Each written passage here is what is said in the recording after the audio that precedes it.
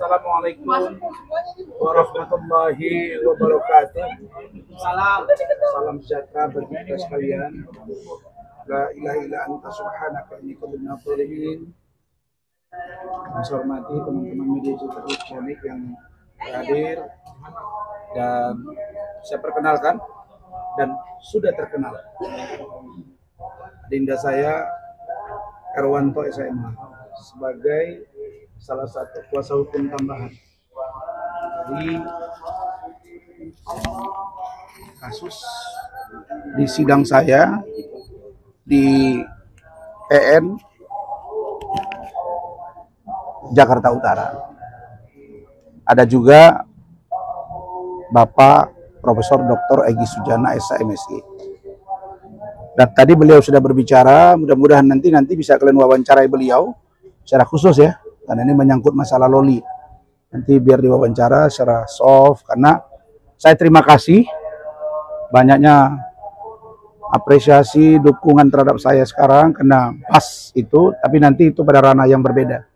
Baik, pada malam hari ini saya informasikan bahwa setelah tadi Saudara Fadel Al-Fajar Bajideh diperiksa, lebih kurang 53 pertanyaan,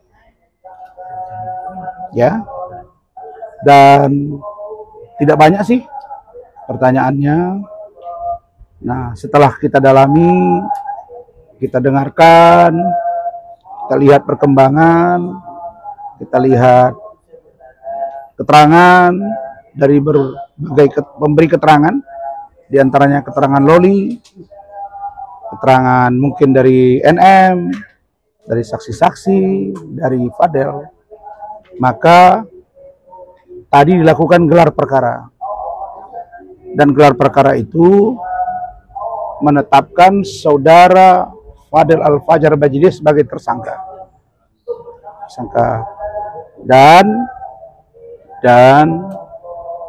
oleh karena satu dan lain hal, sesuai dengan KUHP diatur bahwa penyidik dapat melakukan penahanan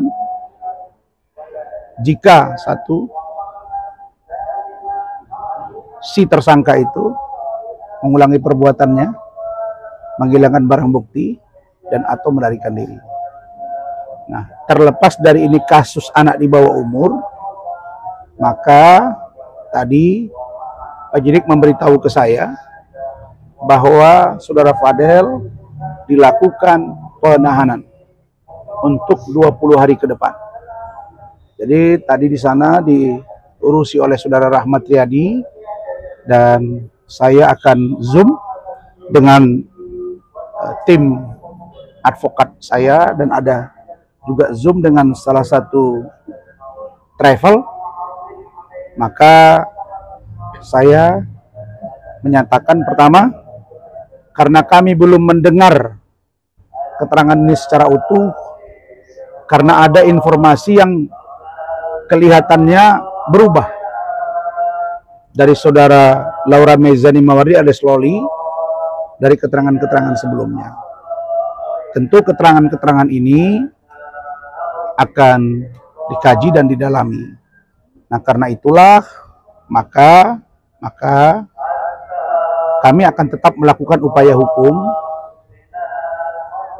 Misalnya upaya hukum lain, apakah dalam bentuk pra peradilan, apakah nanti menunggu di proses persidangan, itu saya serahkan sepenuhnya kepada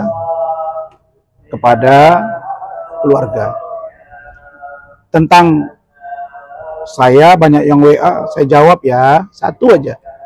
Besok saya ulangi, besok saya dipanggil DPN Pradi Bersatu di PIK, nanti saya kirim alamatnya, Anda datang. Tapi satu saja poinnya, bahwa ya maaf, PT Pengadilan Tinggi tidak berwenang membekukan apalagi mencabut berita acara sumpah. Dan itu sudah diulas juga oleh Bung Herwanto. Itu Pengadilan Tinggi itu hanya menjadi saksi dan tempat di mana orang bersumpah. Jadi yang berhak itu adalah organisasi advokat, apalagi sudah berbeda dari yang real KAI dengan HAPI. bagaimana proses di dalam pembuatan berita acara sumpah saya di PT, saya kan mendaftar sesuai dengan aturan yang mereka buat. Ketika dinyatakan selesai verifikasi, maka saya mengikutinya. Jadi tidak ada yang apalagi sudah dihentikan laporan itu dan tidak ada yang disalahgunakan. Jadi saya pikir itu surat keterangan sudah ada di saya, sudah pernyataan lengkap.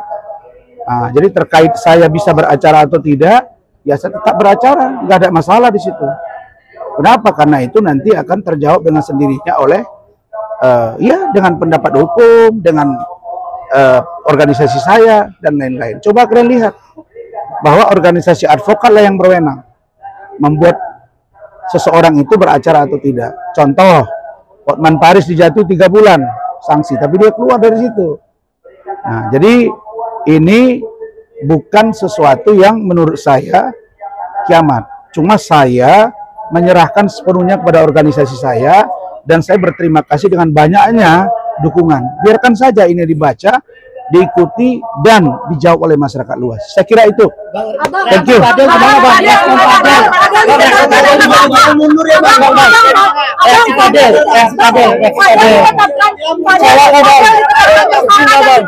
yang disampaikan nggak, Bang? Kecewa nggak, Fadel?